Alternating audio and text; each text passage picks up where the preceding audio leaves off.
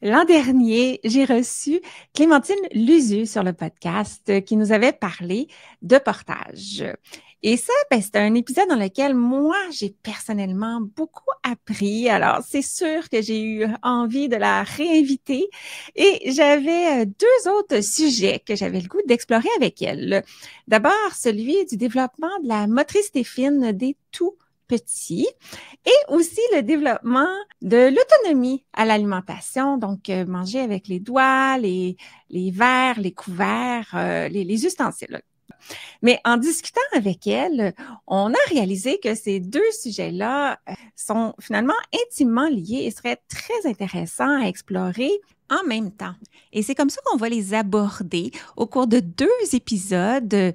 Un premier, celui-ci, dans lequel on va revoir avec elle les étapes du développement de la motricité fine en comparatif avec certains aspects de la motricité orale et va passer par tout plein de conseils pratiques pour faciliter l'autonomie avec l'alimentation.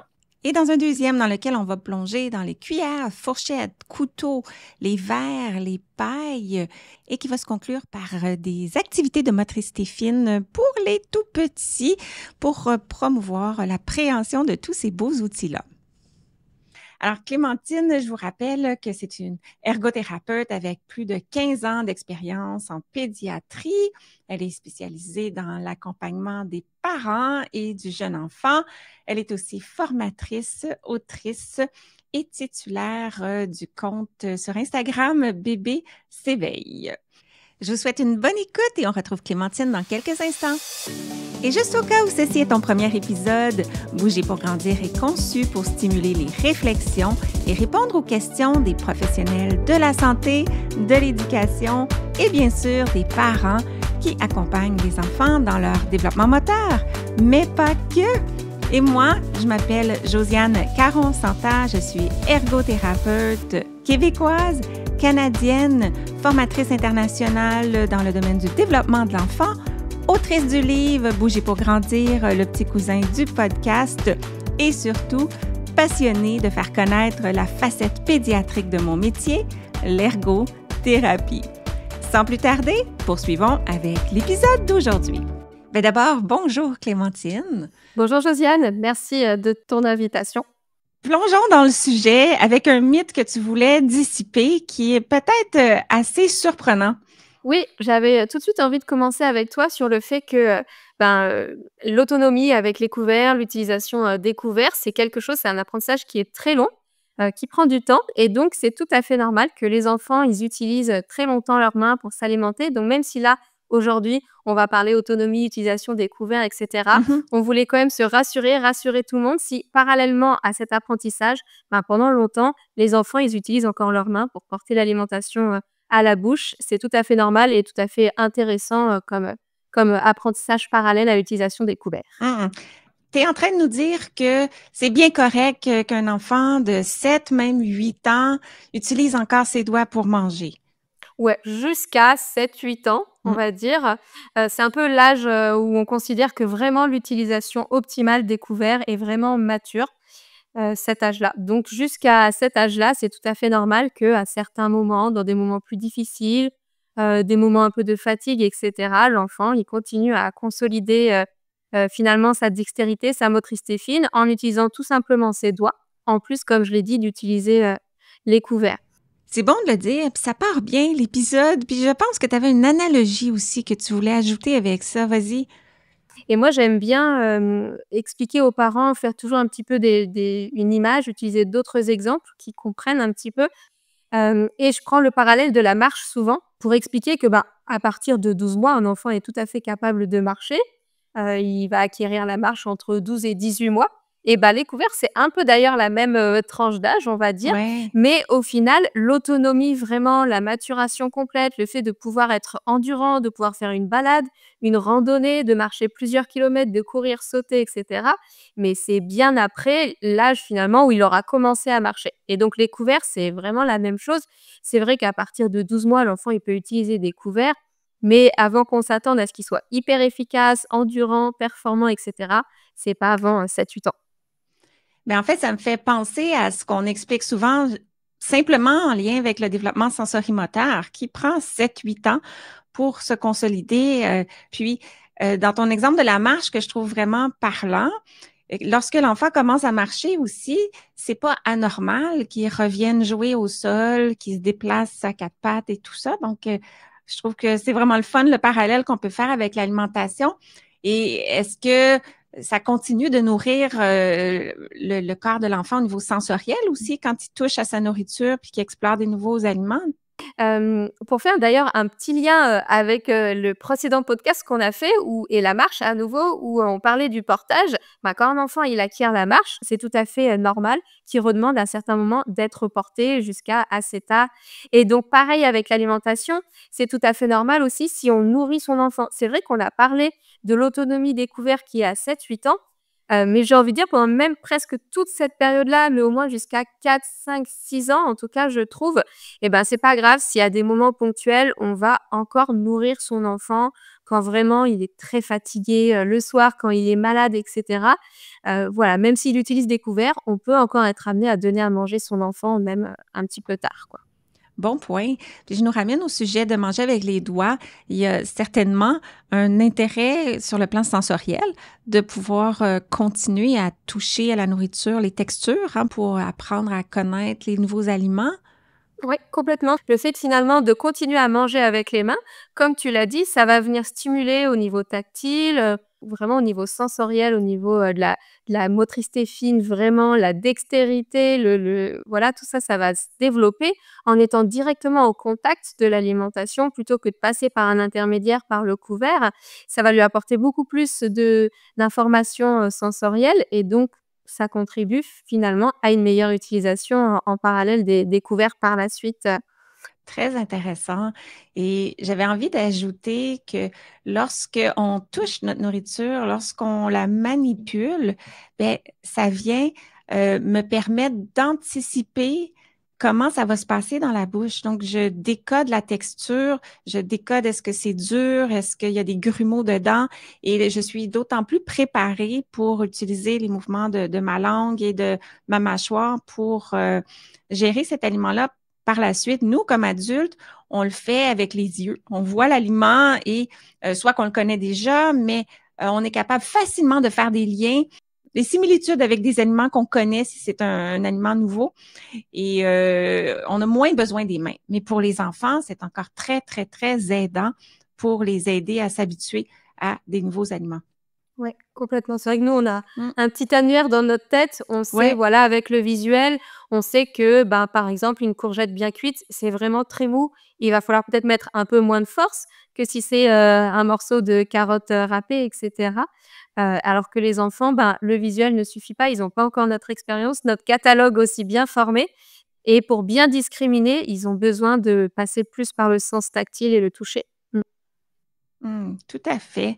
Alors, dans l'introduction, on a évoqué qu'il y a des grands liens à faire entre les compétences de mastication, donc tout ce qui se passe au niveau de la bouche et celle de la préhension. Est-ce que tu veux élaborer sur ce sujet-là?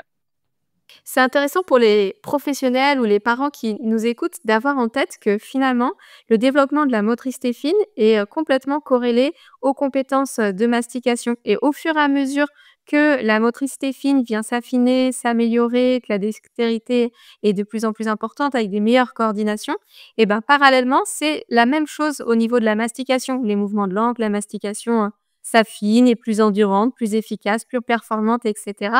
Et que les 2 sont vraiment liés et donc finalement, bah, pour les parents, être attentifs, les parents ou les professionnels, être attentifs aux capacités de préhension, à la dextérité, à la coordination de l'enfant, va nous permettre aussi de savoir comment, bah, l'enfant, il va, améliorer aussi ses capacités de mastication, ses mouvements de langue et donc du coup, comment on peut associer les 2 dans la façon dont on présente les aliments par la suite.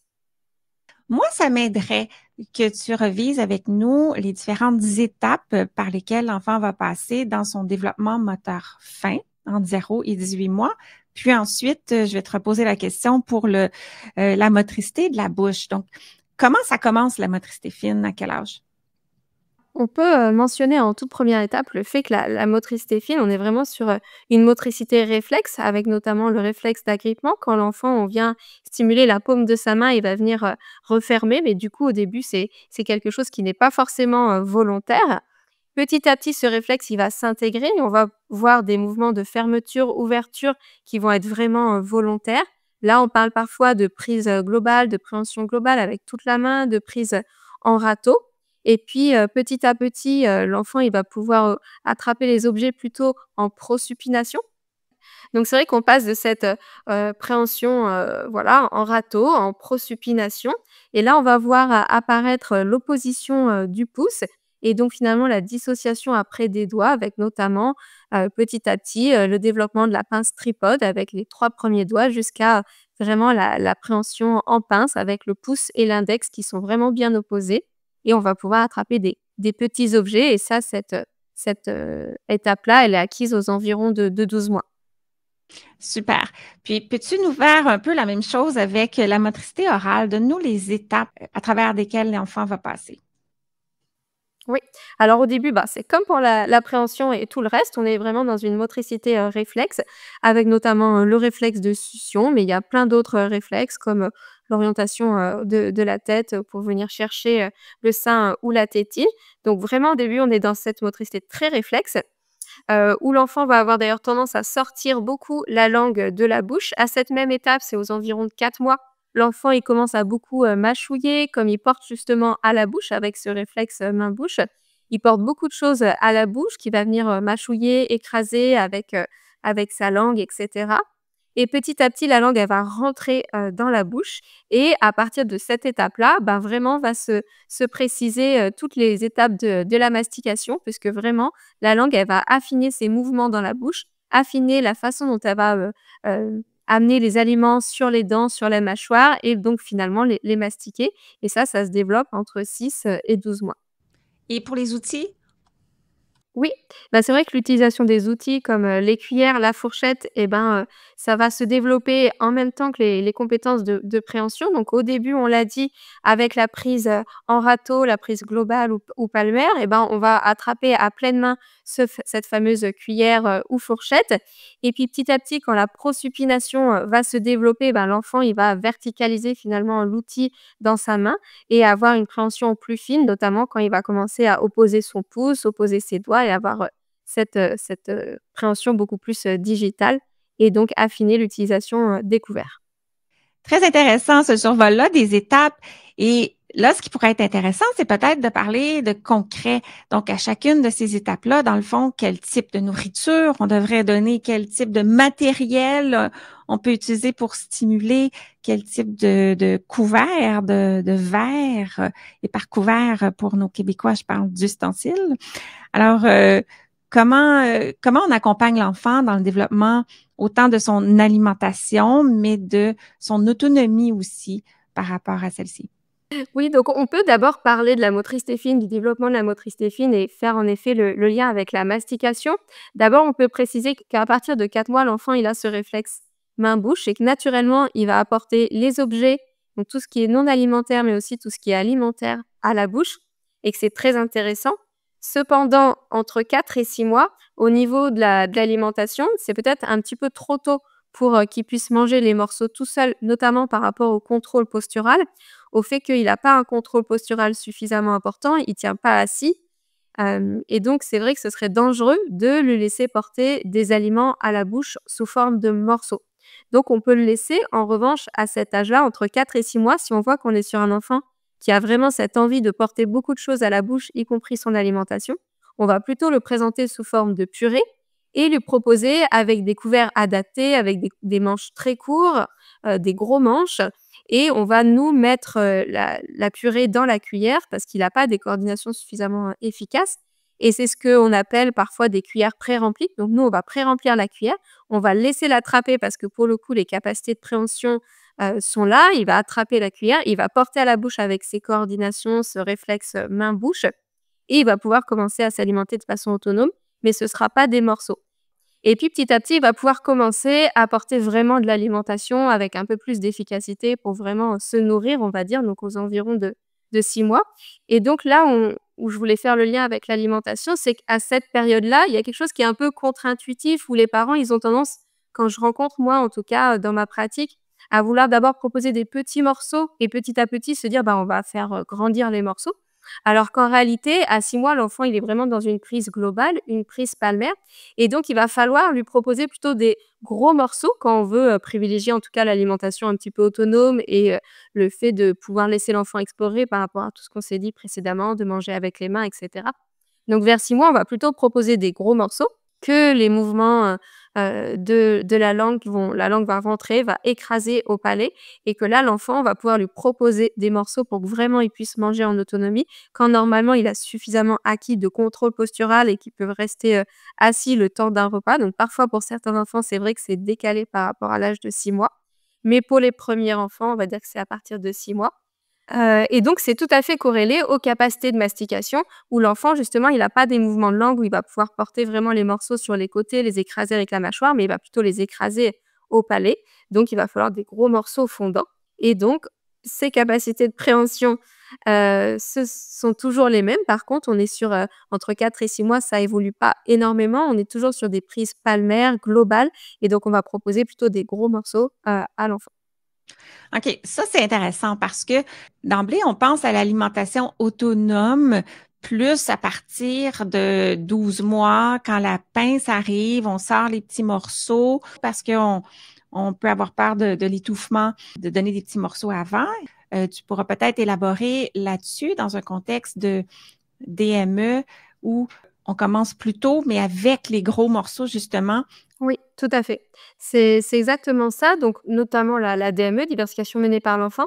Mais même aujourd'hui, je ne sais pas d'ailleurs comment c'est au Canada, mais aujourd'hui, les recommandations en France, elles sont, donc on préconise plutôt, de commencer la diversification vers, 4 mois et les préconisations sont assez claires en disant que 2 mois après le début de la diversification, il faut commencer à faire évoluer les textures et donc on peut commencer à donner des morceaux et donc si on a commencé, voilà, vers 4 mois en effet, et ben, ça veut dire que dès 6 mois, on peut commencer à donner des morceaux à son enfant. Mais si on veut être dans cette, autonomie et ben, on va proposer plutôt des gros morceaux pour qu'il puisse vraiment les attraper en lien avec ses compétences, de préhension globale, à cet âge-là. As-tu des exemples d'aliments qu'on pourrait donner autour de 6 mois qui se donnent en gros morceaux? Oui, alors, bah, c'est vrai qu'on va souvent être sur des choses, très fondantes, assez moelleuses. Donc, par exemple, les fruits et légumes bruts, c'est assez facile, hein. Donc ça va être, proposer, un morceau de banane, bien mûr, un morceau, d'avocat bien mûr. C'est les 2 exemples qu'on donne assez facilement coupés en morceaux. Souvent, on utilise un peu le parallèle avec la taille du pouce, par exemple, ou un bâton de colle. Après, il y a des adaptations qui peuvent être faites, mais c'est vraiment ces basiques-là, ces repères-là, sont assez faciles à avoir pour les parents. Ça peut être des bâtonnets de courgettes, ça peut être de la viande hachée parce que la viande hachée, voilà, ça peut être assez moelleux, un peu plus tard que 6 mois, mais qu'on va rouler en petits boudins de viande, par exemple, voilà. Et puis aux environs de 9 mois, il va commencer à affiner un petit peu ses préhensions et à rentrer doucement dans la période de la pince tripode ou la pince, pouce-index et cetera. Et donc à cette période-là, on va pouvoir proposer finalement des morceaux plus petits. Et donc c'est corrélé au niveau de la mastication au fait que les mouvements de langue vont pouvoir faire des mouvements latéraux aux environs de 9 mois. Et donc comme on propose des morceaux plus petits par rapport aux compétences de motricité fine, et ben, on va pouvoir aussi augmenter le gradient de texture finalement, comme les morceaux sont plus petits, que l'enfant va pouvoir commencer à mettre les morceaux sur les côtés. On va donner des textures un petit peu plus, élaborées que des morceaux très fondants comme on avait fait précédemment. Et après, à 12 mois, l'enfant là, il a vraiment des mouvements de mastication, plus élaborés. On va pouvoir à nouveau progressivement réaugmenter la taille des morceaux jusqu'à arriver, comme on disait finalement à une mastication mature à l'âge de 8 ans, voilà, on a dit qu'il y avait beaucoup de choses dans le développement sensori-moteur de l'enfant qui étaient complètement matures à 8 ans et donc après entre 12 et 8 ans, on augmente à nouveau la taille des morceaux et le gradient de texture. Mais voilà, il y a ce côté où d'abord c'est, des gros morceaux, des petits et à nouveau progressivement on augmente la taille des morceaux et c'est lié finalement aux capacités de préhension qui s'affinent et aux mouvements de mastication aussi. Ben, Clémentine, je t'arrête ici, mais pas sans te féliciter pour cette présentation si bien articulée. Maintenant qu'on a appris à se nourrir avec nos doigts, On va te retrouver dans le prochain épisode pour apprendre à utiliser un verre et des couverts. À très bientôt! Merci! Bye! Merci d'avoir écouté et à bientôt pour notre prochain épisode. Et d'ici là, vous pouvez me retrouver quotidiennement sur les réseaux sociaux, consulter mon blog et profiter de mes ressources gratuites en joignant ma communauté au josiannecaronsanta.com/guide. Le podcast Bouger pour grandir est une production de l'Académie de formation JCSI, des formations en ligne sur le développement et fonctionnement de l'enfant, de la perspective de l'ergothérapie. C'est tout pour cet épisode et sur ce, je vous dis à très bientôt pour continuer à parler d'ergo. Bye!